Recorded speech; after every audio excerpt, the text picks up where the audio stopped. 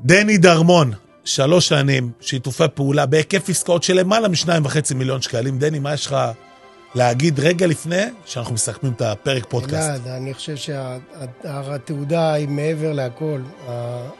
הקהילה שיצרת פה, שיתופי פעולה שאני מקבל, הערך המוסף שאני מקבל מכל האנשים שאני עובד איתם, זה הכיף, זה השקט שיש לי כמנהל פרויקטים, שכל דבר שאני רוצה להשיג, ובטלפון נכנס, מתקשר לקטיה, הכל בהישג יד, ואני זוכה בו.